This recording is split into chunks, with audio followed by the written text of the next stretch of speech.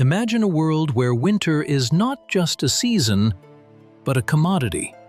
A commodity that can be cut out, packed in sawdust, loaded onto a sailing ship, and sent thousands of miles away to be sold to those who have never seen snow.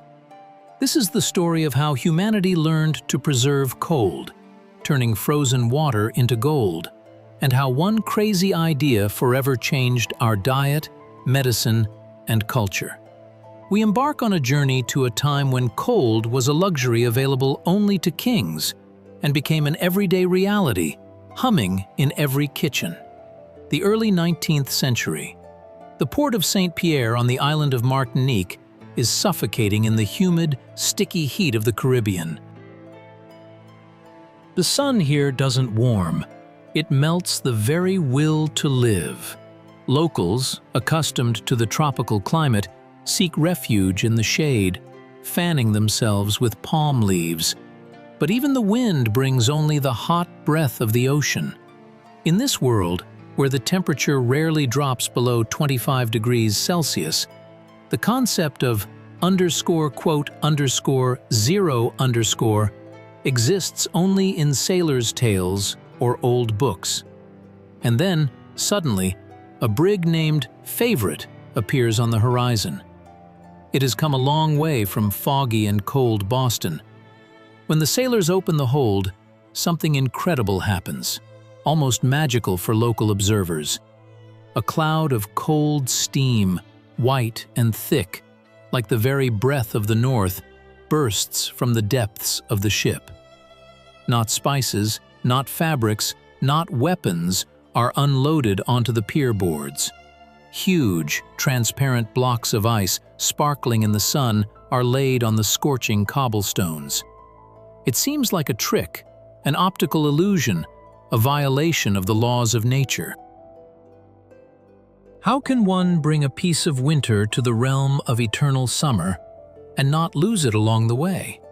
At that moment, none of the onlookers on the dock suspected that they were witnessing the birth of one of the strangest and grandest industries in human history. It was the dawn of an era when ice became currency, when the lakes of New England turned into diamond mines, and people, armed with giant saws and grappling hooks, became reapers of cold. But to understand the scale of this event, we need to step back and realize what kind of world people lived in before the advent of accessible cold. Until the early 19th century, food preservation was one of the main problems of civilization. As soon as an animal was deprived of life, the countdown began. People had only a few hours to cook meat before the then invisible bacteria began their destructive work. The only ways to combat putrefaction were salt, smoke, and spices. Meat was salted to such an extent that it became as hard as shoe leather. Fish was smoked, turning it into dry splinters. Vegetables were pickled in vinegar. Freshness was a privilege of the moment. You ate what was grown or caught today.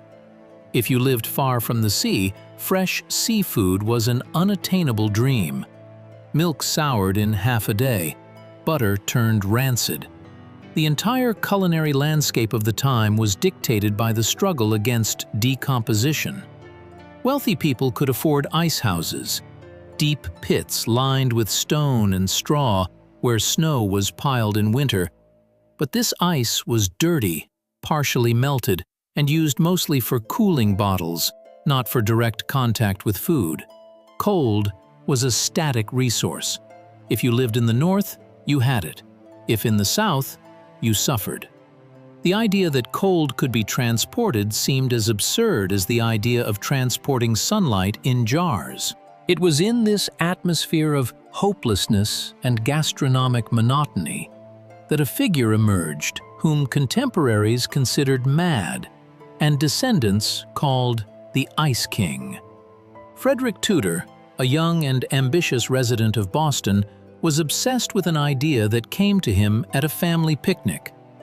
Watching workers extract ice from the pond on his father's estate, he thought, why can't this resource, which here in Massachusetts costs absolutely nothing in winter and literally lies underfoot, be sold where people are willing to give half a kingdom for a sip of cold water?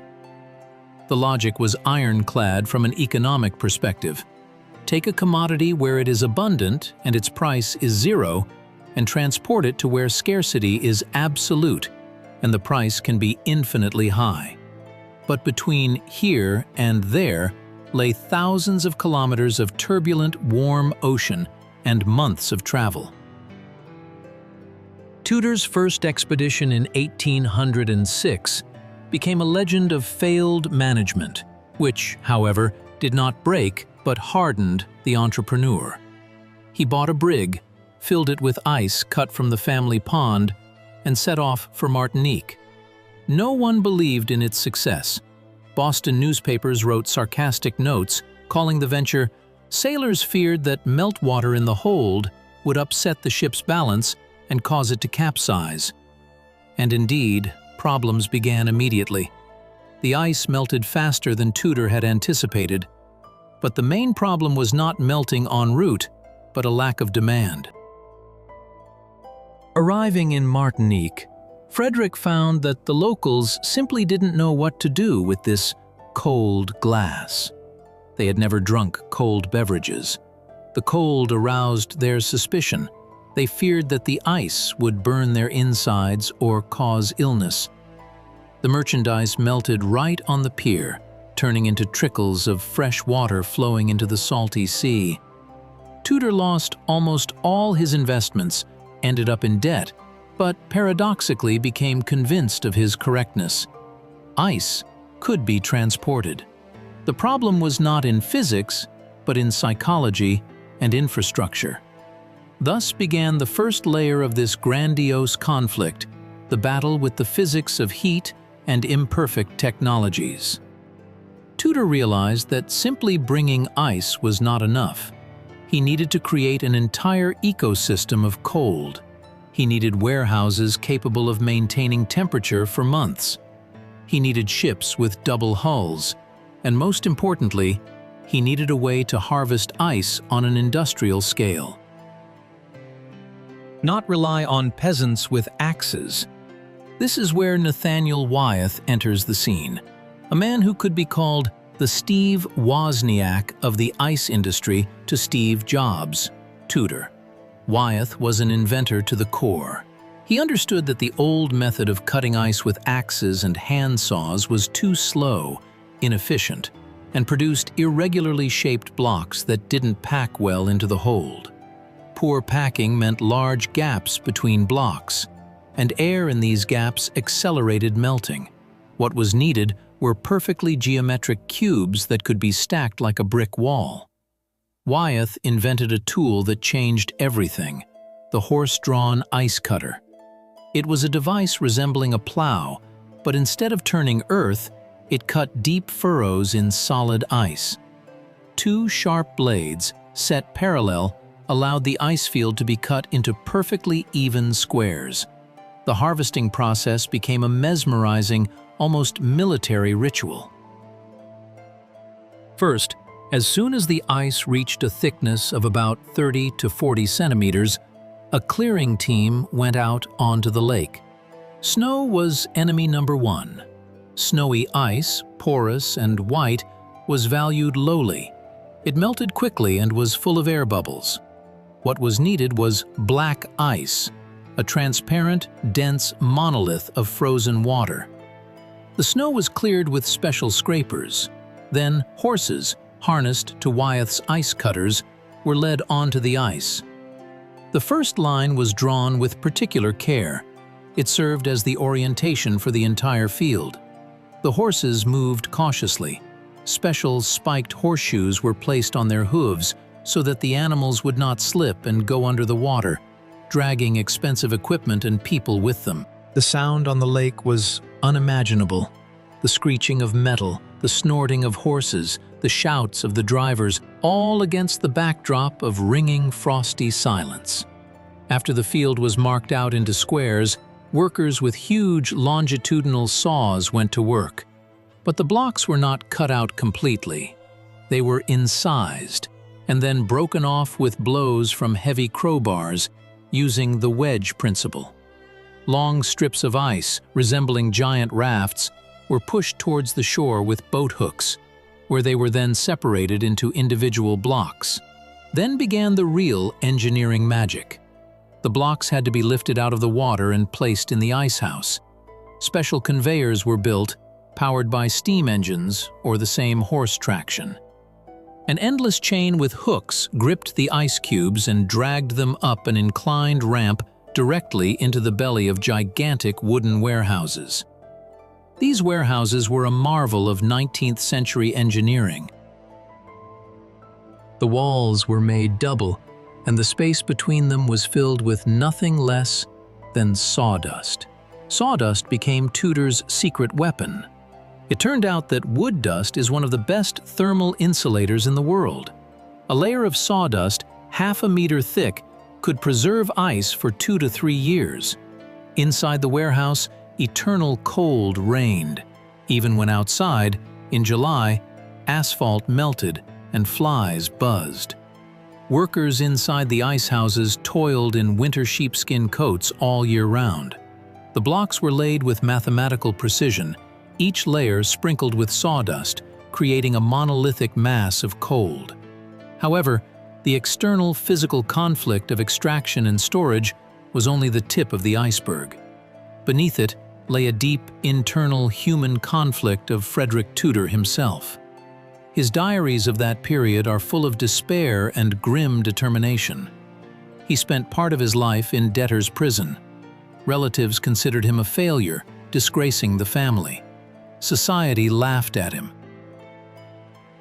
Imagine the psychological pressure. You are trying to sell something that disappears before your eyes.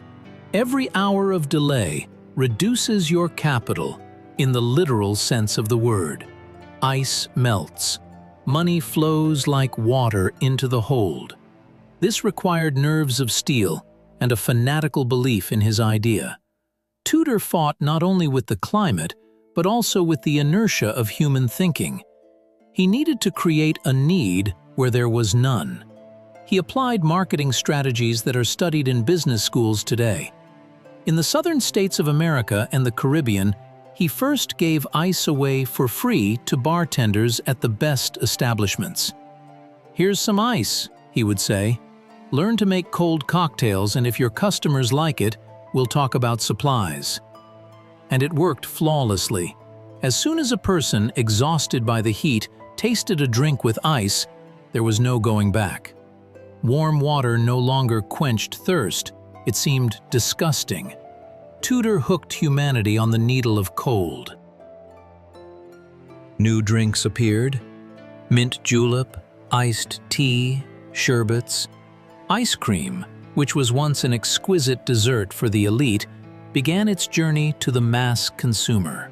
The layer of ideological conflict is revealed in how this industry changed the very philosophy of life. For the first time, man challenged seasonality on a global scale. Previously, winter and summer were an immutable law. Cold in winter, hot in summer. The ice trade erased this boundary. A wealthy planter in New Orleans could drink water in August that had been frozen in January near Boston. This was not just convenience. It was power over time and space. Ice became a symbol of civilization, a marker of progress. The British Empire in India perceived ice supplies as a gift from heaven. When the first ship with ice arrived in Calcutta after 4 months of travel, British colonists celebrated. They had brought a piece of home, a piece of English winter, to the hellish heat of Bengal. Ice became a tool of colonial comfort, allowing Europeans to survive and govern in a climate that was deadly for them. By the mid-19th century, the ice empire reached its zenith. From New England ports, hundreds of ships departed annually, laden with hundreds of thousands of tons of ice.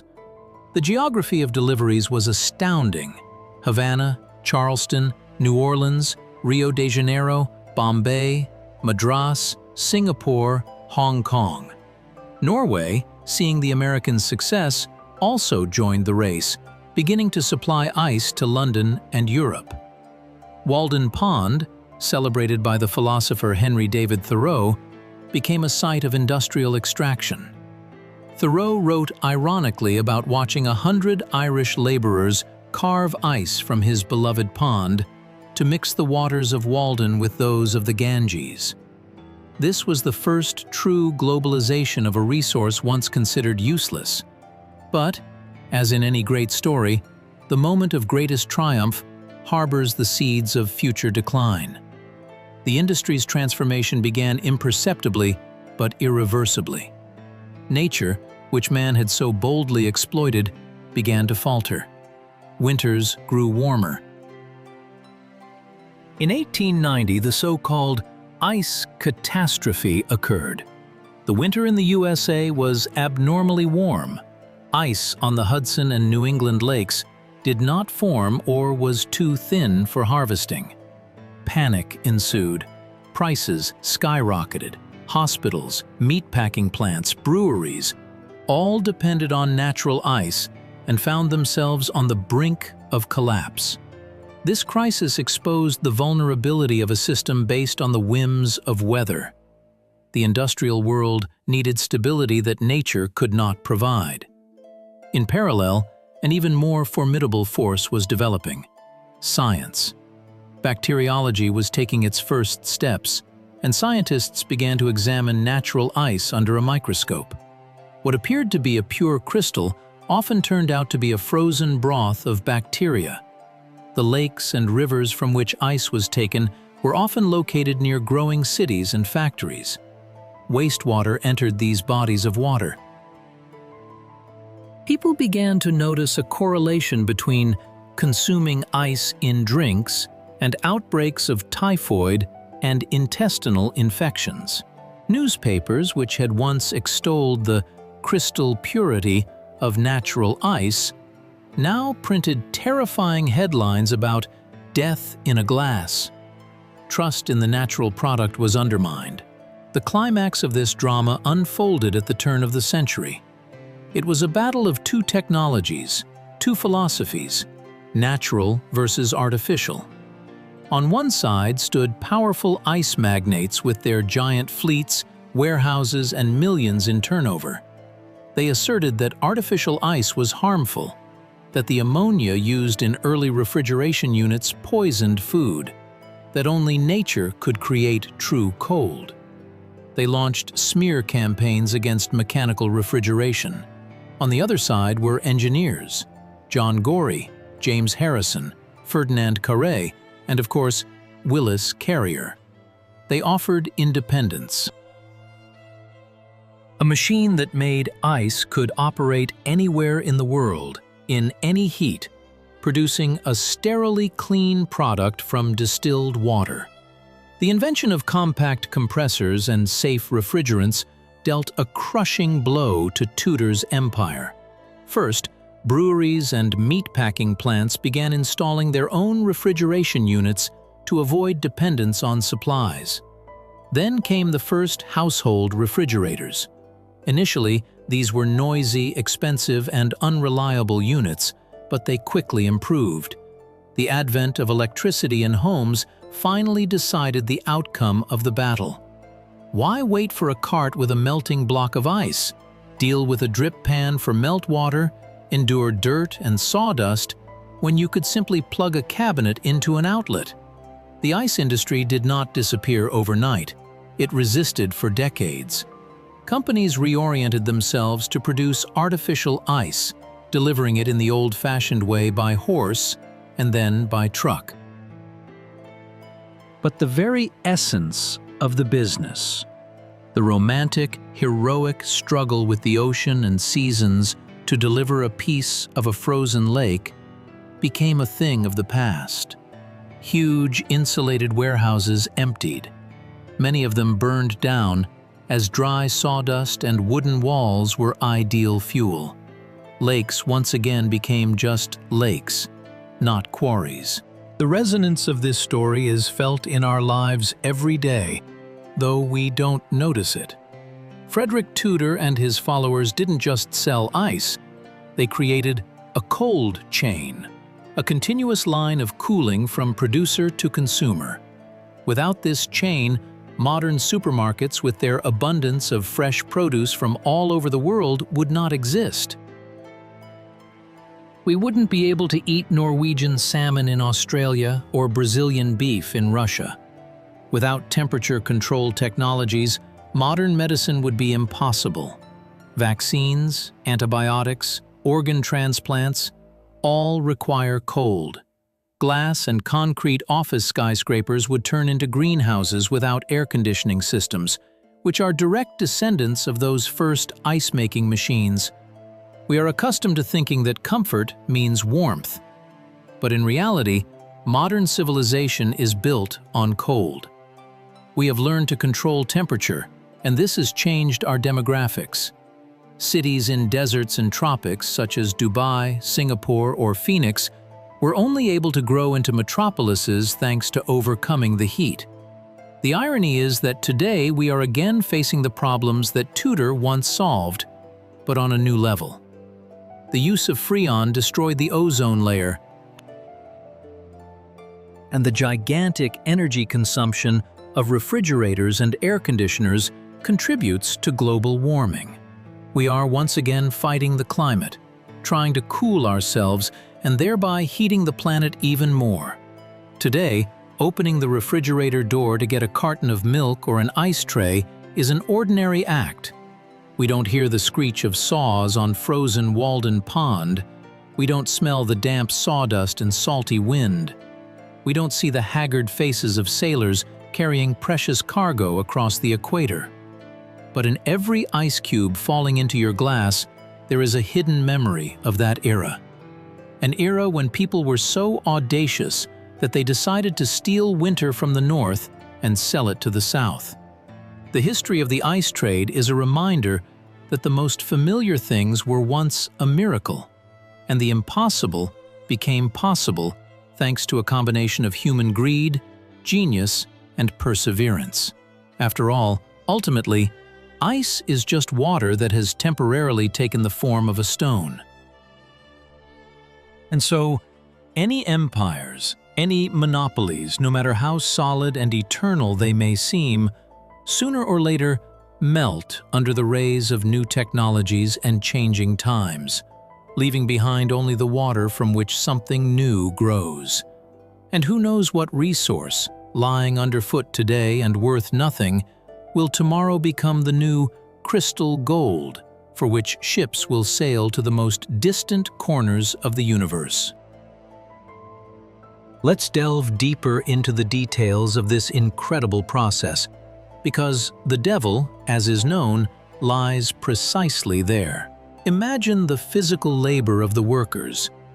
These were not just seasonal odd jobs. In the dead of winter, thousands of people went out onto the ice. These were Irish immigrants, local farmers whose fields lay dormant under the snow, and simply adventurers. The work was hellishly hard and dangerous. A person could slip and fall into the icy water. If they weren't pulled out within a couple of minutes, their muscles would cramp, hypothermia would set in, and the outcome would be fatal. Horses also went under the ice. There were special lasso snares.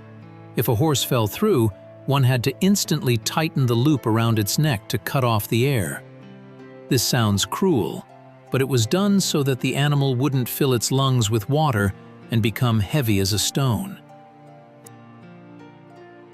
When the horse stopped struggling, it would float up, and it could be pulled onto the ice, after which it was allowed to catch its breath and be rubbed down. It was a harsh, masculine world, where the price of error was measured in lives. And what about logistics? Think about how ships were loaded. In the port of Boston or Charlestown, there was a forest of masts. The railway ran directly to the quays. Wagons, insulated with the same sawdust, brought ice to the gangways. Blocks slid into the holds down inclined chutes. Stevedores inside the ship worked with jeweler's precision. Each block weighed from 50 to 100 kilograms. They had to be fitted together so tightly that a knife blade couldn't pass between them. Then, a layer of hay, a layer of sawdust, a layer of planks. The ship turned into a giant floating thermos. But even with perfect packing, losses were inevitable. In the first voyages, up to 60% of the cargo melted. By mid-century, thanks to improved insulation and ship speed, losses were reduced to 10 to 15%. The captains of ice clippers were the elite of the fleet.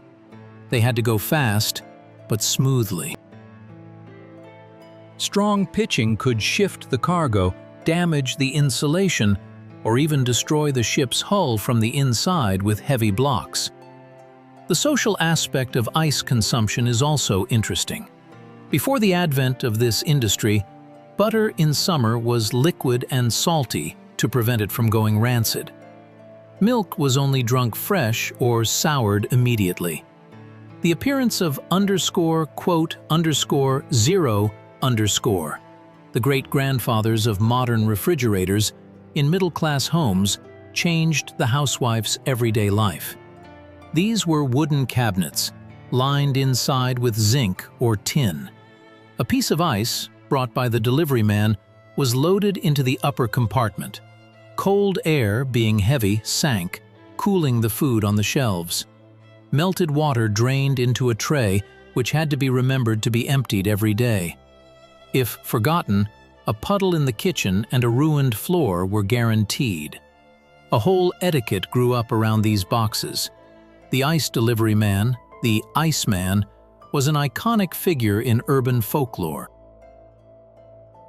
He was a strong man who, on his shoulder, on a special leather pad, brought the cold into the house. Housewives had special cards that they hung on the window. They had numbers: 25, 50, 75, 100. This way, they silently communicated to the delivery man what weight of ice in pounds they needed today. One cannot fail to mention how ice affected the meat industry. Before refrigerated wagons, cattle had to be driven live to places of consumption. This was expensive, animals lost weight, and the meat was tough due to stress. The appearance of refrigerator cars, developed by Gustav Swift, made it possible to slaughter cattle in Chicago and send already butchered carcasses to New York or Boston. This made meat cheaper and more accessible to the working masses, forever changing the diet of Americans and then Europeans. Steak for dinner ceased to be a luxury and became the norm. Chicago became the meat capital of the world precisely thanks to ice. But let's return to the fall of the empire. It was not an instant collapse, but a long agony. Natural ice producers tried to fight with unfair methods, but also to adapt. They introduced strict sanitary standards, cleaned ponds, and used machines to plane the contaminated surface of the blocks. But progress was inexorable. Electricity became cheaper, networks expanded. The first household electric refrigerator cost as much as a car, but prices fell rapidly. By the 1930s, the quote, "2" became a sign of poverty or backwardness. Freon, synthesized in the early 1930s, seemed like an ideal solution. Non-flammable, non-toxic to humans when inhaled, effective. No one knew then that this _3_ would erode the planet's ozone layer for decades. This is another turn of the spiral. Solving one problem creates a new, even larger one. The fate of Frederick Tudor, the man who started it all, is also full of drama. He died in 1864, a rich and respected man, but his legacy began to fade soon after his departure. The Tudor Ice Company continued for some time, but eventually dissolved in a series of mergers and acquisitions, giving way to mechanical refrigeration corporations. However, his name remained in history as a symbol of entrepreneurial spirit. He proved that the value of an object depends not on its essence, but on its location. In Boston, ice is an obstacle. In Calcutta, it's life. Today, in some bars around the world, the fashion for _1_ice is returning. Bartenders buy ice cut from Greenland glaciers or Scandinavian lakes, claiming it melts slower and doesn't have a tap water aftertaste. This is a peculiar historical reconstruction, an elite amusement that takes us back to the origins. But for 7 billion people, cold remains an invisible servant living in a white box in the kitchen. We no longer pray to ice. We get annoyed if it runs out. Concluding this story, I want to draw attention to one philosophical detail. The ice trade was unique in that it essentially sold the absence of heat. It sold minus. It was a business based on a negative quantity. People paid money to have something taken away from them, thermal energy taken from their drinks and food. And in this desire to control the environment, the whole essence of human nature was revealed. We are not ready to put up with what nature gives us. We want to reshape the world to suit ourselves. We want winter in summer and summer in winter. And we are willing to pay any price for it, even if it means sawing frozen lakes and turning rivers backward. The ice harvesters are a thing of the past. Their tools, huge saws, ice hooks, scrapers, now rust in museums or hang as decor in themed restaurants. The huge wooden ice houses have rotted or been dismantled for planks. But every time you hear the hum of a compressor or the clinking of cubes in a glass, remember that first ship, Favorite, entering the port of Martinique, and the mad dreamer Frederick Tudor, who looked at a frozen pond and saw in it not just ice, but the future of all mankind. History does not disappear without a trace. It simply changes its state of aggregation, like water turning into steam, only to then fall as rain in a completely different place and at a different time.